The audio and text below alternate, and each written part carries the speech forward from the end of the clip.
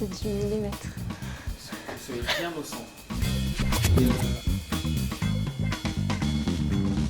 Je suis en charge plus particulièrement des dossiers sécurité routière au travail. Ça consiste à sensibiliser les chefs d'entreprise concernant le risque routier professionnel pour qu'eux-mêmes sensibilisent ensuite leurs salariés au bon comportement sur la route.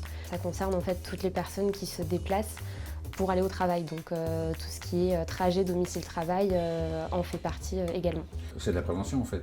C'est de la prévention, c'est de la sensibilisation aussi au bon comportement. Comment on s'y prend pour sensibiliser véritablement? Parce que tout ce qui concerne sécurité routière, parfois c'est un peu perçu comme une contrainte. C'est vrai.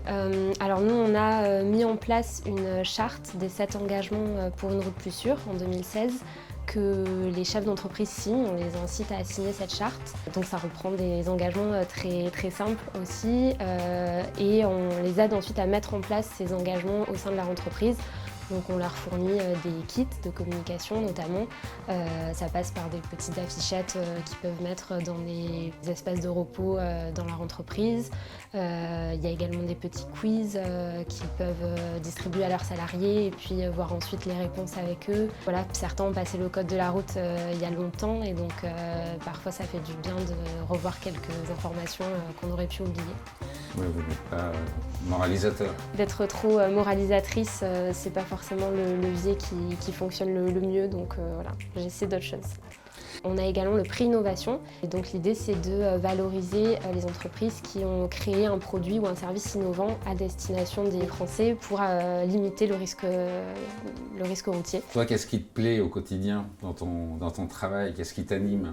Je crois que ce qui me plaît le plus, c'est d'être au contact des gens, de les appeler, de travailler avec eux directement, de les convier à Paris quand on organise des événements autour du risque routier, et voilà, et de valoriser les actions qu'ils mettent en place au quotidien. Un monde sans ta petite équipe, sans vous, ce serait quoi? Je pense qu'un monde sans nous, en l'occurrence, sans des missions de communication liées au risque routier professionnel, ça amènerait certainement des acteurs du secteur professionnel à moins s'impliquer dans le risque routier professionnel et donc à moins sensibiliser les salariés. Et on sait que la parole des chefs d'entreprise est très importante pour les collaborateurs. Donc cette communication autour du risque routier professionnel est essentielle, je pense, au quotidien. Tu découvres encore beaucoup de choses au quotidien? Les réglementations évoluent, donc oui, il y a toujours des choses intéressantes à découvrir. Et pour les campagnes de communication, même si c'est pas mon cœur de sujet, je trouve ça toujours fascinant, l'imagination qu'on peut avoir pour essayer d'avoir un peu d'émotion à ce niveau-là et de toucher les gens à chaque nouvelle campagne.